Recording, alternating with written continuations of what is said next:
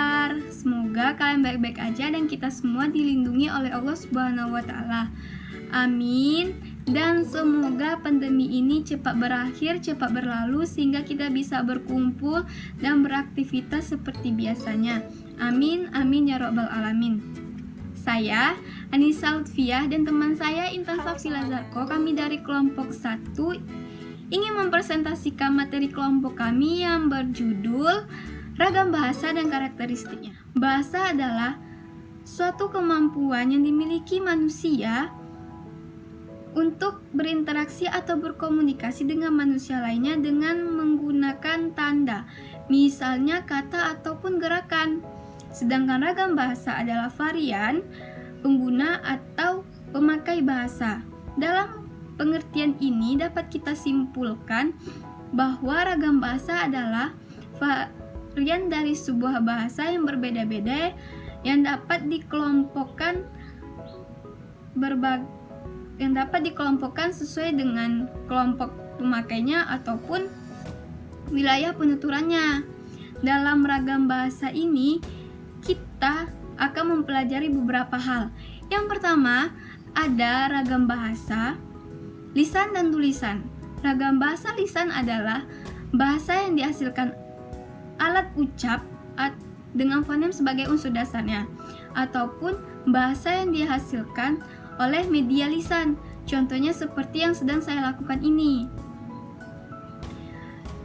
Dalam bahasa lisan, pembicara dapat memanfaatkan tinggi rendahnya tekanan suara, mimik muka, gerakan tangan, ataupun isyarat yang dapat mengungkapkan sebuah ide ataupun yang ingin disampaikan. Sedangkan bahasa tulisan adalah bahasa yang dihasilkan dengan memanfaatkan tulisan dengan huruf sebagai unsur dasarnya. Dalam bahasa tulisan ini kita dituntut adanya kelengkapan dari unsur kata seperti bentuk kata ataupun susunan kalimat, ada ketetapan pilihan kata, kebenaran penggunaan ejaan, dan penggunaan tanda baca dengan mengungkapkan ide.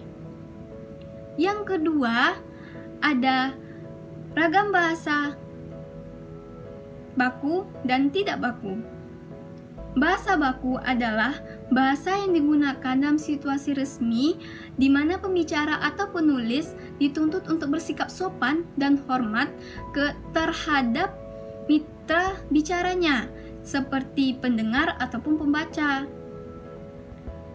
Bahasa baku biasanya digunakan atau terutama digunakan dalam buku-buku ilmu pengetahuan, buku pembelajaran, terus perundang-undangan, surat-surat resmi, ataupun dalam berpidato, ceramah agama, maupun sepatah dua kata dalam situasi resmi. Sedangkan bahasa tidak baku adalah bahasa yang berkode berbeda dengan bahasa tidak baku, bahasa baku, dan dipergunakan dalam situasi yang tidak resmi. Ragam bahasa tidak baku ini sama dengan bahasa tutur yang digunakan dalam kehidupan sehari-hari, terutama dalam sebuah percakapan kita. Saya akan menjelaskan materi selanjutnya, yaitu tentang ragam bahasa sosial dan ragam bahasa fungsional serta bahasa Indonesia yang baik dan benar. Ragam bahasa sosial yaitu ragam bahasa yang sebagian kaidahnya didasarkan pada kesepakatan bersama dalam lingkungan sosial dan dalam ruang lingkup yang lebih kecil, seperti dalam keluarga, persahabatan, atau dua orang yang lebih akrab. Dan biasanya juga pada bahasa lisan yang lisan maupun yang tertulis. Contohnya itu seperti menggunakan kata kamu dalam pertemanan, itu kan sudah biasa, tetapi jika digunakan dalam memanggil seseorang yang lebih tua atau seperti orang tua ataupun dengan orang yang sosial kelasnya lebih tinggi, kita tidak akan menggunakan menamakan atau memanggil mereka dengan sebutan kata kamu. Selanjutnya yaitu ragam bahasa fungsional. Ragam bahasa fungsional biasanya dikaitkan dengan profesi, lembaga, lingkungan kerja, dan biasanya digunakan pada keadaan resmi.